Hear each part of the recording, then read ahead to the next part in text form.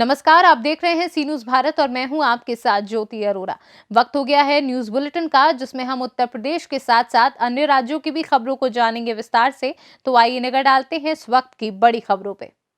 आज पुलिस अधीक्षक आजमगढ़ अनुराग आर्य, अपर पुलिस अधीक्षक यातायात सुधीर जायसवाल के आदेश के क्रम में यातायात प्रभारी कौशल पाठक के द्वारा सटियाव चीनी मिल थाना क्षेत्र मुबारकपुर जाकर गन्ना ढोने वाले ट्रैक्टर चालक की मीटिंग की गई। वाहन चालक को बताया गया कि ट्रैक्टर पर ओवरलोडिंग न करें, सभी वाहनों पर मानक के अनुरूप नंबर प्लेट लगवाएं, किसी वाहन पर साउंड बॉक्स लगाकर अश्लील गाना न बजाएं, सभी चालकों के पास ड्राइविंग लाइसेंस अनिवार्य होना चाहिए, शराब पीकर कदापि वाहन न चलाएं तथा सभी ट्रैक्टर पर आगे पीछे रेट्रो रिफ्लेक्टर टेप लगाए होना चाहिए तथा मौके पर मौजूद ट्रैक्टरों पर यातायात प्रभारी द्वारा निःशुल्क रिफ्लेक्टर टेप लगवाया गया तथा सभी को रिफ्लेक्टर टेप न लगे होने से होने वाली दुर्घटना के प्रति सचेत किया। आजमगढ़ से सी न्यूज संवाददाता सीवी भास्कर की रिपोर्ट।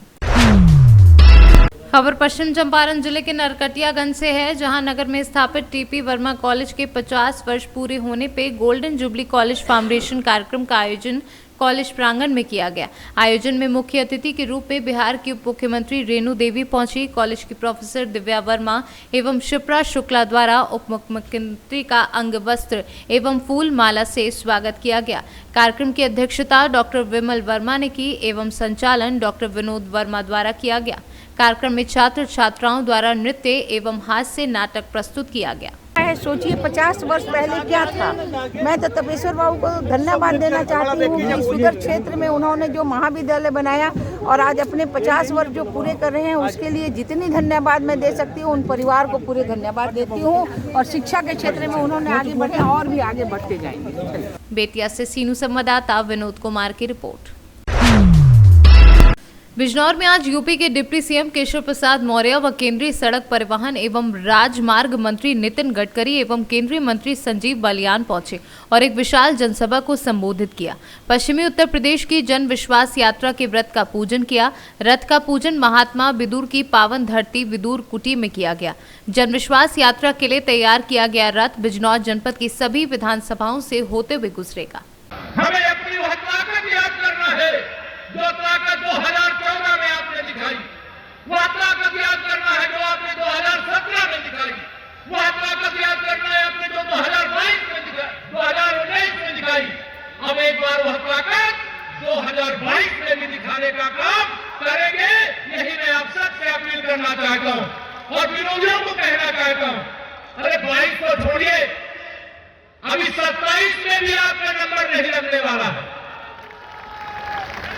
यह तो गठबंधन भारतीय जनता पार्टी के खिलाफ कर रहे हो, ये स्वार्थ का गठबंधन है, ये भ्रष्टाचार का गठबंधन है, यह गुंडागर्दी और माफियागिरी का गठबंधन है, यह जमीनों पर कब्जा करने वालों का गठबंधन है।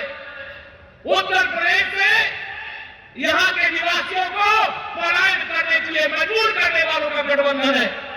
हम तो भगवा टोपी लगा करके हमारे साथी सब आए, लेकिन आजकल जो गुंडे हैं, कोई लाल टोपी लगा करके छिप जाता है, कोई जाली लाल टोपी लगा करके छिप जाता है।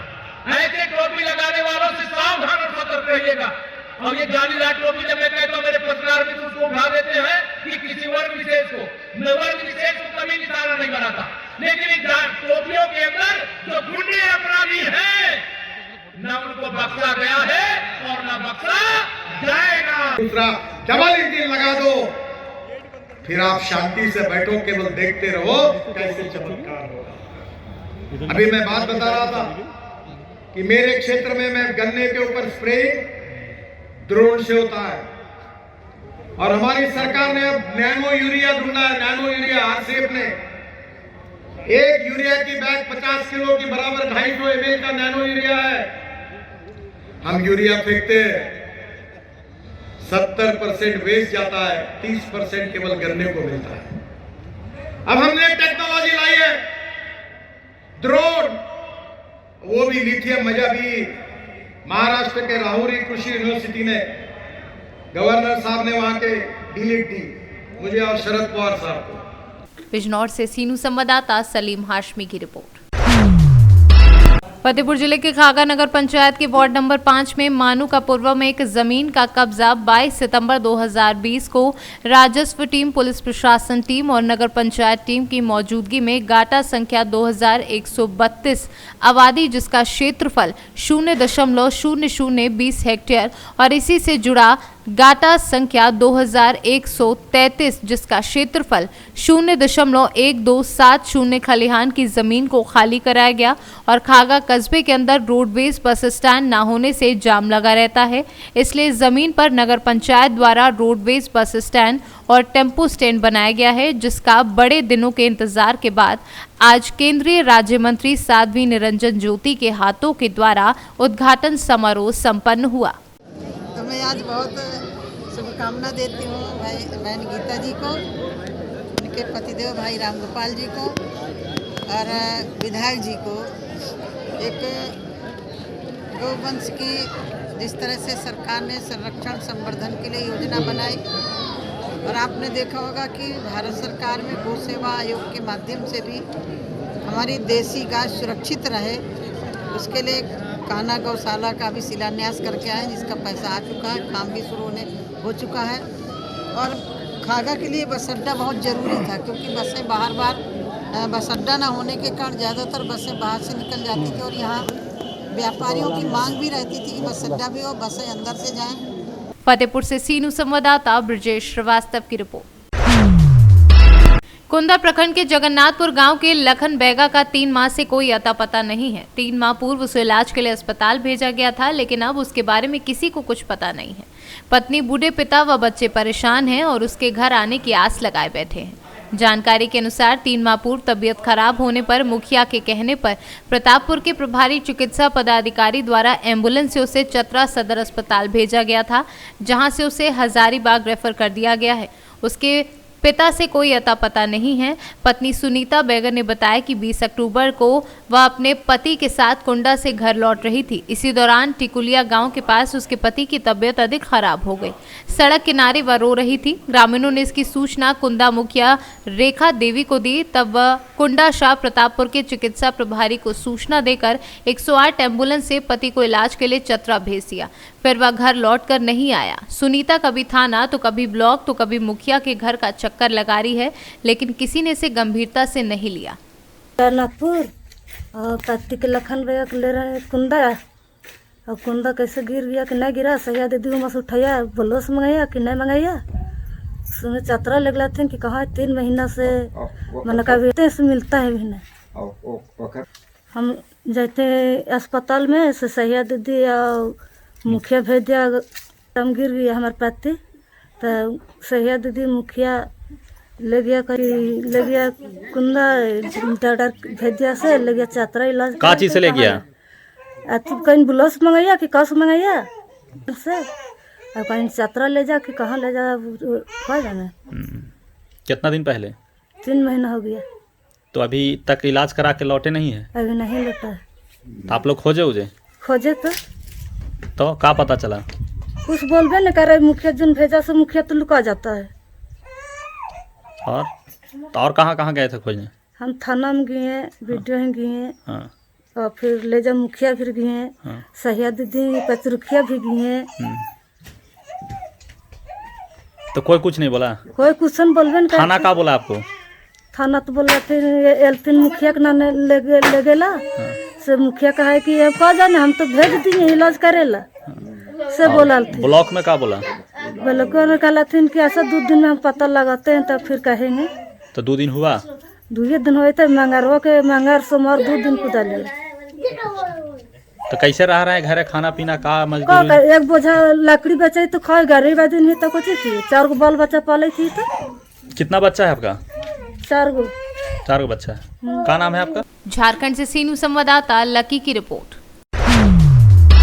मामला बदायूं जिले के जनपद विकासखंड उसावा की ग्राम पंचायत खोड़ा जलालपुर पुख्ता का है, जहां गौवंश भूख और इलाज के अभाव में मर रहे हैं, जो कि आप इन तस्वीरों में साफ देख सकते हैं। पिछले 2 दिनों में आधा दर्जन गायें मर चुकी हैं, जिनमें 3 गायें कल ही गौशाला में हल्की मिट्टी डालकर दफन कर दी गई।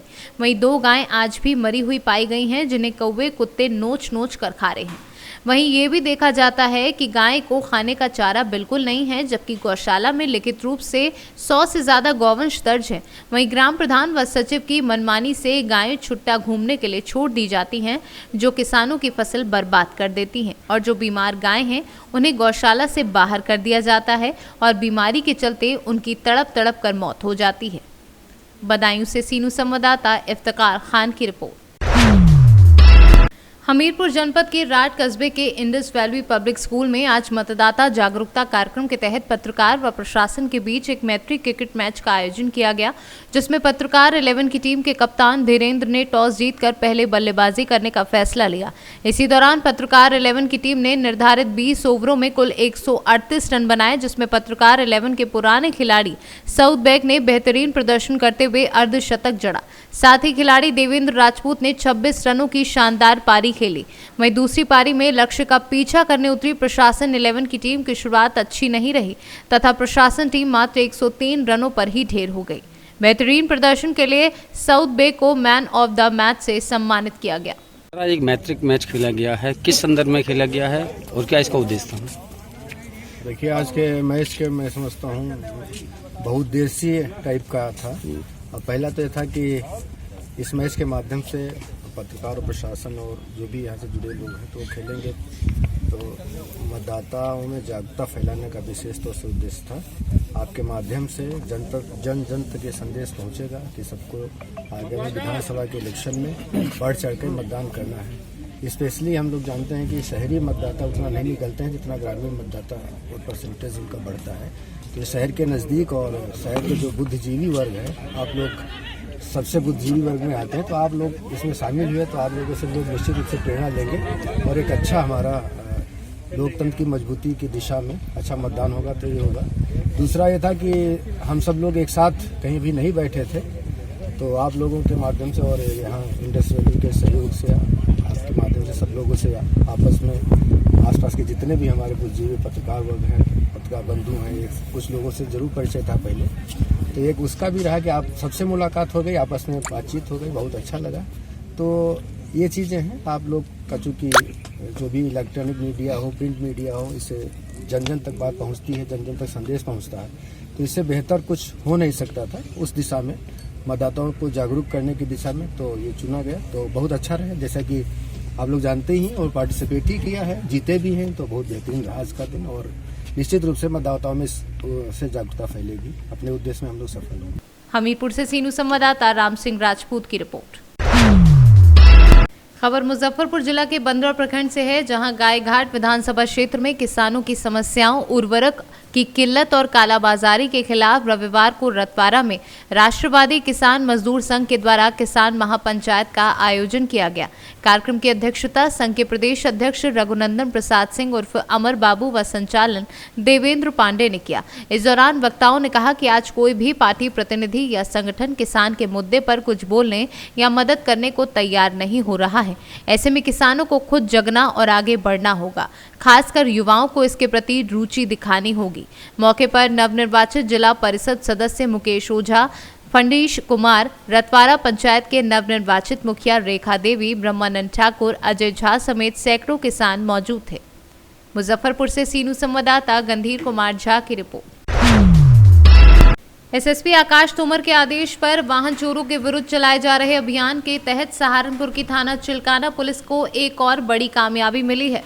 पुलिस ने पड़ोसी राज्य हरियाणा से वाहन चोरी कर उन्हें यूपी और उत्तराखंड में बेच देने वाले 2 अंतर्राज्यीय वाहन चोरों को गिरफ्तार किया है। पुलिस ने पकड़े गए चोरों के पास से एक अवैध तमंचा, अवैध चाकू सहित चोरी की गई 10 मोटरसाइकिल बरामद की है। थाना चिल्काना पुलिस ने आज 2 शातिर वाहन चोरों को गिरफ्तार करते हुए उनके पास से चोरी के 10 मोटरसाइकिल बरामद किया है।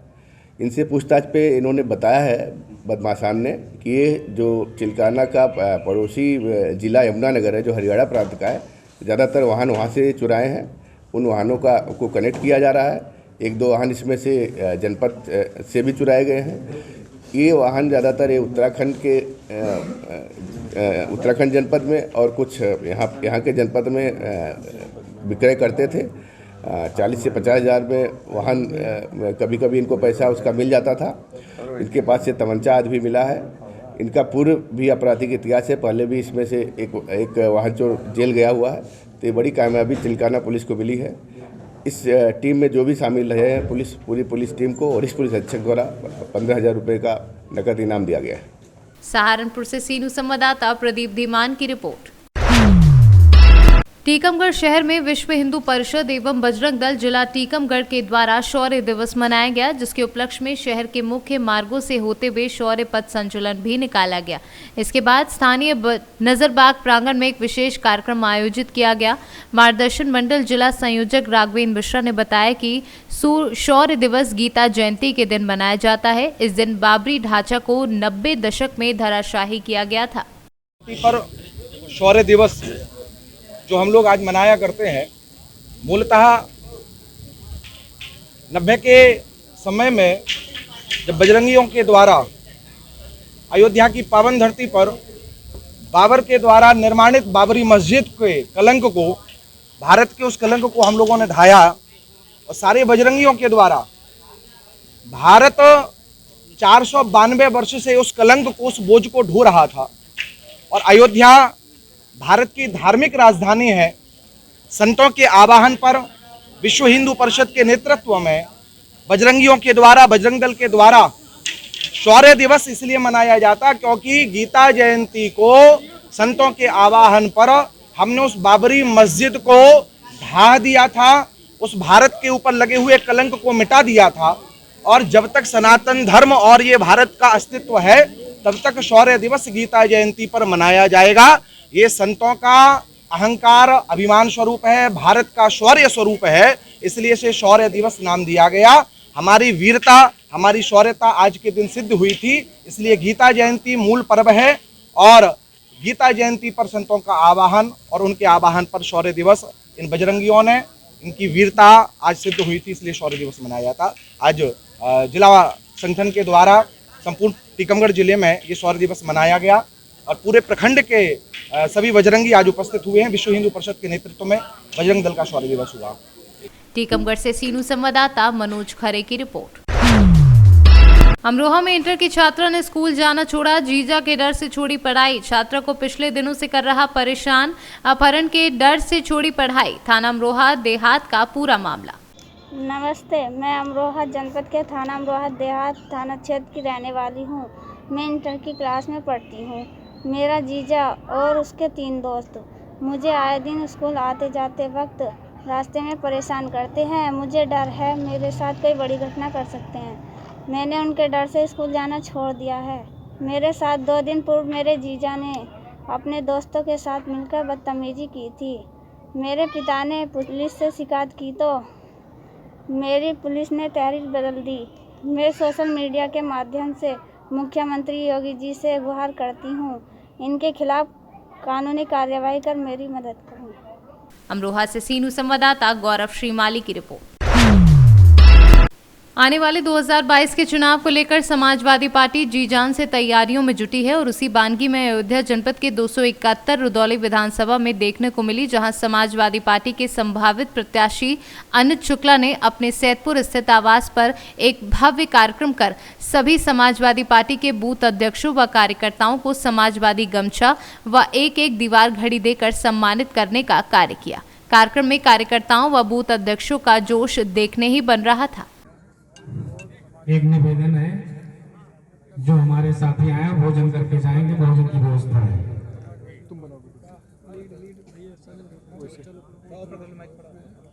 अध्यक्ष जी, 22 का चुनाव नजदीक है, क्या रणनीति है चुनाव जीतने की? चुनाव जीतने की रणनीति हम जनता की समस्याओं को लेकर के जनता के बीच में जाएंगे, उनको बताएंगे। हमारी पार्टी की सरकार थी 2012 से 17 तक, हमने जनता की समस्याओं का समाधान करने के लिए क्या क्या काम किए थे। और ये डबल इंजन की सरकार 17 से 22 तक इसने जो है समस्याओं को तो ख़त्म नहीं किया और समस्याओं को बढ़ाया है, उनकी दिक्कत बढ़ाई है, तकलीफ बढ़ाई है। रुदौली विधानसभा में एक मंच पे समाजवादी पार्टी की जो भी गुटबाजी देखी जा रही है, इसको लेकर क्या कहें? कोई आज आपने देखा कोई गुटबाजी नहीं है। आज यहाँ पर इसी मंच पर, सैदपुर के मंच पर हमारे 9 आवेदक पार्टी के हैं और सबने एक सुर से कहा है कि माननीय राष्ट्रीय अध्यक्ष जी जिसको भी टिकट देंगे हम सब लोग उसको जिताएंगे। तो इसमें गुटबाजी कहाँ है? कोई गुटबाजी नहीं है। टिकट मांगना हमारे हर कार्यकर्ता का अधिकार है और ये उन्होंने अपने अधिकारों का प्रयोग किया है। समाजवादी पार्टी में काम करेंगे तो टिकट कहाँ मांगने जाएंगे? समाजवादी पार्टी में ही मांगेंगे और हमारे माननीय राष्ट्रीय अध्यक्ष जी के निर्देश पर सभी उन्होंने टिकट मांगा है। हाँ, क्या मुद्दा होगा? मुद्दा बेरोजगारी, भ्रष्टाचार, महंगाई, ये सब मुद्दे ही मुद्दे हैं। कुशासन, कानून व्यवस्था, खराब कानून व्यवस्था, ये मुद्दे हैं।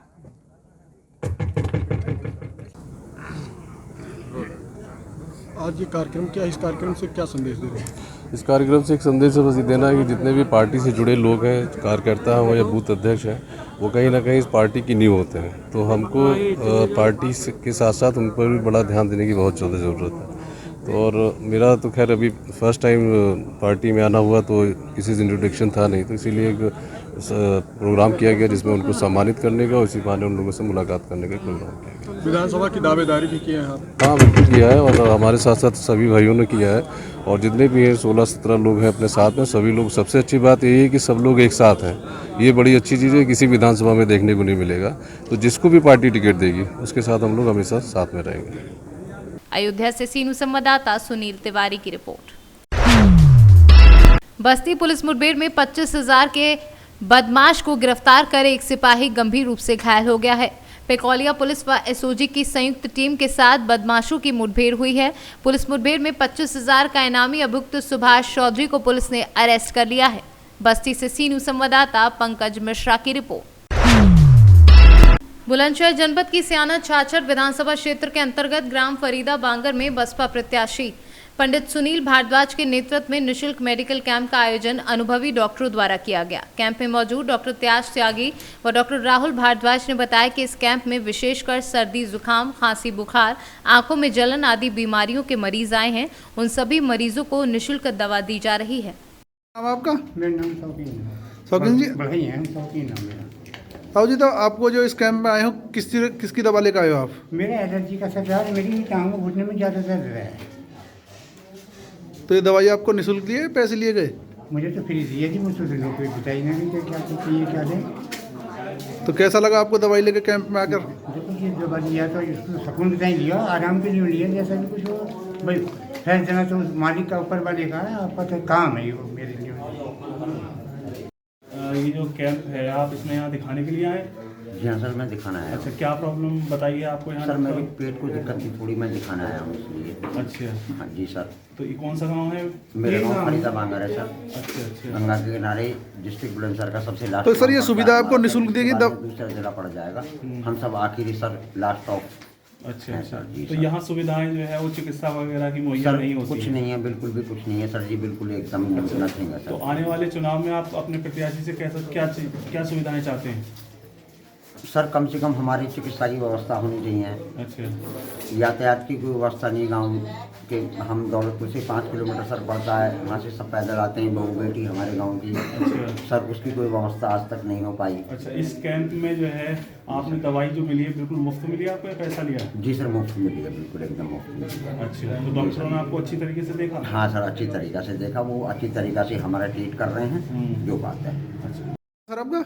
राजेंद्र शर्मा। राजेंद्र शर्मा जी, आप जो इस कैंप में आए, कैसा रहा आपको कैंप, कैसा लगा? नहीं, कैंप भी ठीक है, भीड़ भी अच्छी रही है जी, और मेडिसिन भी ठीक ही दे रही है, मैं समझता हूँ। तो पैसों से दे रहा है मेडिसिन? नहीं, कोई पैसा नहीं है। ये कौन सा गाँव है? ये फरीदा बांगर है। अच्छा, तो ये किसके सहयोग से लगाया जा रहा है ये कैंप? ये सुनील भारद्वाज जी हैं। अच्छा, क्या ये चुनाव लड़ रहे हैं?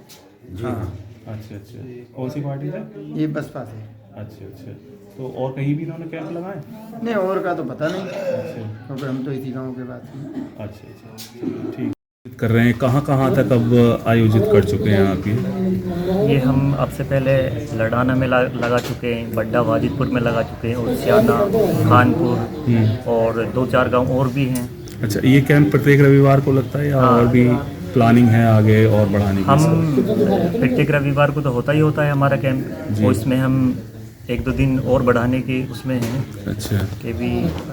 तो ये किसके बैनर तले हो रहा है ये जो आयोजन है ये इसका कैंप का? ये हमारे माननीय श्री पंडित सुनील भारद्वाज जी हैं, जो सियाना विधानसभा क्षेत्र से प्रत्याशी हैं बसपा के।